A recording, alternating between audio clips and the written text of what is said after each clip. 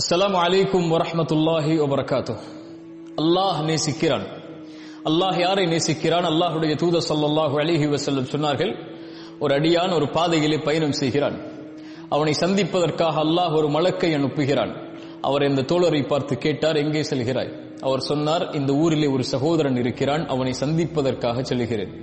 அந்த மலக் கேட்டார், ஏதாவது உலக காரியங்கள் தேவை அவரிடத்திலே இருக்கிறதா? அதை பெறுவதற்காக செல்கிறாயா? அவர் சொன்னார், இல்லை, அவரை நான் அல்லாஹ்விற்காக நேசிக்கிறேன், அதற்காக அவரை சந்திக்க செல்கிறேன். இந்த பயணத்துடைய நோக்கம் எதுவும் இல்லை, அல்லாஹ்வுடைய நேசம்தான்.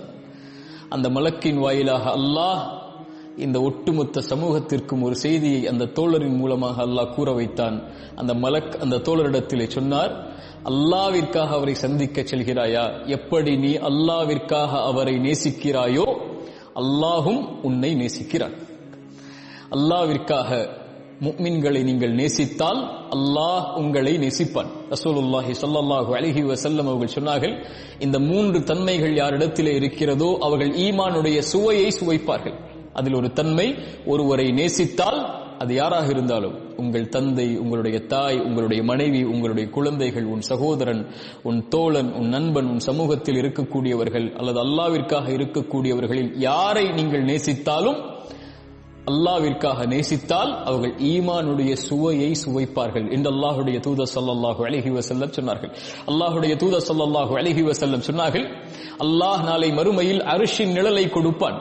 சூரியன் ஒரு மைல் தூரத்தில் இருக்கும் போது நரகம் 70,000 கடிவாளங்களோடு, ஒவ்வொரு கடிவாளத்திற்கும் 70,000 மலக்குகளோடு நரகம் இழுத்து கொண்டு வரப்படும் போது அல்லாஹ் அழைத்து சொல்லுவான், இன்றைய தினம் எனக்கு நிழல் அளிக்கப்படுகிறது. யாருக்கு? எனக்காக நேசித்தவர்களுக்கு, எனக்காக நேசம் கொண்டவர்களுக்கு. ரசூலுல்லாஹி ஸல்லல்லாஹு அலைஹி வஸல்லம் அவர்களை பற்றி சொன்னார்கள், அவர்கள் யார்? அல்லாஹ்விற்காக நேசித்தவர்கள், அல்லாஹ்விற்காக பிரிந்தவர்கள். என்ன விளக்கம்? அல்லாஹ்விற்காக ஒருவரை நேசித்தால், கேளுங்கள், அல்லாஹ்விற்காக ஒருவரை நேசித்தால் அவர்கள் அல்லாஹ்விற்காக பிரிவார்கள் என்றால் உலகத்தில் அல்ல, அவர்களை இந்த உலக வாழ்வில் ஒரு சிறிய பிரிக்கும், அது மரணம். மீண்டும் அவர்களை ஒன்று சேர்ப்பான் அல்லாஹ். எங்கே? அர்ஷின் நிழலில். அந்த பிரிவு குறுகிய கால பிரிவு தான். அல்லாஹ்விற்காக நேசித்தவர்கள் ஒருபோதும் பிரிய மாட்டார்கள். ரசூலுல்லாஹி ஸல்லல்லாஹு அலைஹி வஸல்லமுடைய வாழ்க்கையில் எத்துணை மரணங்களை அல்லாஹ்வுடைய தூதர் சந்தித்திருக்கிறார்கள்.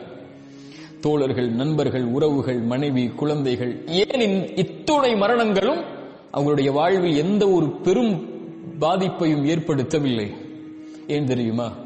அவர்களுக்கு தெரியும், இந்த உலக வாழ்வு ஒரு தற்காலிக வாழ்வுதான். நாம் மரணித்து விட்டால் அல்லாஹ்விற்காக நேசித்திருக்கிறோம், அல்லாஹ் அவர்களை, நம்மை நாளை மறுமையில் ஒன்று சேர்ப்பான், அதுதான் நிரந்தரமான வாழ்க்கை என்று.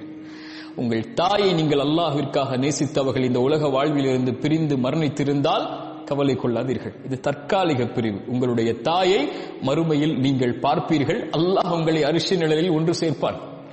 உங்கள் கணவனை நீங்கள் பிரிந்திருந்தால், பிள்ளையை பிரிந்திருந்தால், உங்கள் மனைவியை பிரிந்திருந்தால், உங்கள் சகோதரனை, நண்பனை, தோழர்களை, அல்லாஹ்விற்காக நேசித்த யாரை நீங்கள் பிரிந்திருந்தாலும் கவலை கொள்ளாதீர்கள், இது பிரிவு, தற்காலிக பிரிவு. அல்லாஹ்விற்காக நேசித்தவர்களை அல்லாஹ் நாளை மறுமையில் ஒன்று சேர்ப்பான். அல்லாஹ்வுடைய தூதர் அதனால் தான் சொன்னார்கள், ஒருவரை நீங்கள் நேசித்தால் அறிவித்து விடுங்கள் அவருக்கு, நான் உன்னை அல்லாஹ்விற்காக நேசிக்கிறேன். இன்னி உஹிப்புக ஃபில்லாஹ். என் தோழரே, என் சகோதரனே, என் சகோதரியே, இந்த சமூகத்தில் இருக்கக்கூடிய எல்லோர்களையும் விருப்பு வேற்றுமைகள் இல்லாமல் இன்னி உஹிப்புக்கும் ஃபில்லாஹ், உங்கள் எல்லோர்களையும் நேராக சந்தித்து இதை சொல்வதற்கு வாய்ப்பை அல்லாஹ் கொடுப்பானா இல்லையா என்று எனக்கு தெரியாது. ஆனால் உங்கள் எல்லோர்களையும் விருப்பு வேற்றுமைகள் இல்லாமல் அல்லாஹ்விற்காக நான் நேசிக்கிறேன். இது என்னுடைய செய்தி. உங்களுடைய செய்தியும் நீங்கள் நேசிக்கக்கூடிய உறவுகளுக்கு அறிவித்து விடுங்கள். அது உங்கள் தாயாக இருக்கலாம், என் தாயே அல்லாஹ்விற்காக உன்னை நேசிக்கிறேன். உங்கள் மனைவியாக இருக்கலாம், கணவனாக இருக்கலாம், பிள்ளைகளாக இருக்கலாம், நண்பர்களாக இருக்கலாம், யாராக இருந்தாலும் அல்லாஹ்வுடைய தூதருடைய அறிவிப்பு அது. அறிவித்து விடு, அல்லாஹ்விற்காக உன்னை நேசிக்கிறேன் என்று. அல்லாஹ்விற்காக நேசித்து விட்டோம் என்றால் அங்கே உலக காரியங்கள் உள்ளே வராது, உலக சருகல்கள் உள்ளே வராது. போட்டி, பொறாமை, உலக விஷயத்துடைய ஆசைகள், ஏமாற்றம், இது எதுவும் அங்கே உள்ளே வராது. எல்லாவற்றையும் மிகைத்து விடும், நான் அல்லாஹ்விற்காக நேசிக்கிறேன், இதுவெல்லாம் ஒன்றுமில்லை, விடு என்று. முஆதை அழைத்து அல்லாஹ்வுடைய தூதர் சொன்னார்கள், கையை பிடித்து சொன்னார்கள், யா முஆத், முஆதே இன்னி உஹிப்புக். நபி அவர்கள் சொன்னார்கள், முஆதே நான் உன்னை அல்லாஹ்விற்காக நேசிக்கிறேன். அபூபக்கர் சித்தீக் அல்லாஹ்வுடைய தூதர், இந்த இருவரின் நேசத்தை எப்படி சொல்வது? இருவரும் அல்லாஹ்விற்காக தன் நேசத்தை பகிர்ந்து கொண்டதை எப்படி சொல்வது? உமர் அவர்களும் அபூபக்கர் அவர்களும் ஒரு முறை தங்களுக்குள் ஒரு சிறிய பகைமை ஏற்படும் போது அல்லாஹ்வுடைய தூதரிடத்தில் அபூபக்கர் ஓடி வருகிறார்கள். அல்லாஹ்வுடைய தூதர் அபூபக்கர் தன் நண்பருடைய கவலையை பார்க்கும் போது சொன்னார்கள், என் தோழரை கைவிடுகிறீர்களா, என் தோழரை கைவிடுகிறீர்களா? யார் அவர்? மக்கள் என்னை பொய்யன் என்று சொன்ன போது என்னை உண்மைப்படுத்தியவர் அவர். அல்லாஹ்விற்காக மக்கள் என்னை ஏற்றுக்கொள்ள மறுத்த போது என்னை ஏற்றுக்கொண்டவர் அவர், ஈமான் கொண்டவர் அவர்.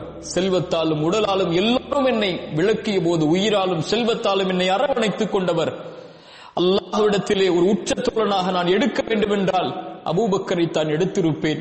அல்லாஹ்வை தேர்ந்தெடுத்துக் கொண்டேன். அபூபக்கர் என் தோழர், நண்பர் என்று உலகத்திற்கு அறிவித்தார்கள். அந்த அபூபக்கர் எப்போது அல்லாஹ்வுடைய தூதர் கைவிட்டார்கள்? அபூபக்கர் சித்தீக் ரலியல்லாஹு அன்ஹு மரண தருவாயை அடைகிறார்கள். கேட்டார்கள், இன்றைய நாள் எந்த நாள்? தோழர்கள் சொன்னார்கள், திங்கட்கிழமை. இது அல்லாஹ்வுடைய தூதருக்கு, என் நண்பருக்கு விருப்பமான நாள். இந்த நாளில் தான் அவர்கள் மரணித்திருக்கிறார்கள். நான் மரணித்து விட்டால் இந்த நாளை கடக்க செய்து விடாதீர்கள். நான் இந்த நாளிலேயே மரணித்து அடக்கம் செய்யப்பட வேண்டும் என்று ஆசைப்படுகிறேன். இந்த அபூபக்கர் எங்கே? முஹம்மது ரசூலுல்லாஹ் ஸல்லல்லாஹு அலைஹி வஸல்லம் அவர்களுக்கு அருகில் கபரில். உமர் எங்கே? அபூபக்கர் சித்தீக் ரலியல்லாஹு அன்ஹு அவர்களுடைய கபருக்கு அடுத்து. ஏன்? இவர்கள் அல்லாஹ்விற்காக நேசித்தார்கள். இவர்கள் மரணமடைந்த வயது, இவர்கள் மரணமடைந்த நாளை வரலாற்றில் படித்து பாருங்கள், ஆச்சரியப்பட்டு விடுவீர்கள். அல்லாஹ்விற்காக நேசித்தவர்களை அல்லாஹ்விற்காக அல்லாஹ் நாளை மறுமையில் ஒன்று சேர்ப்பான். இது பெரிய அதிசயம். இதை நாளை மறுமையில் நாம் பார்ப்போம். கவலை கொள்ளாதீர்கள். உலகத்தில் ஏற்படக்கூடிய பிரிவுகள், மரணத்தை நினைத்து அல்லாஹ்விற்காக நேசித்தால் அல்லாஹ் அவர்களை மறுமையில் ஒன்று சேர்ப்பான். அதைவிட அல்லாஹ் அவர்களை நேசிப்பான். அல்லாஹ்விற்காக ஒருவரை நேசியுங்கள், அல்லாஹ் உங்களை நேசிப்பான். அஸ்ஸலாமு அலைக்கும் வரஹ்மத்துல்லாஹி வபரகாத்துஹு.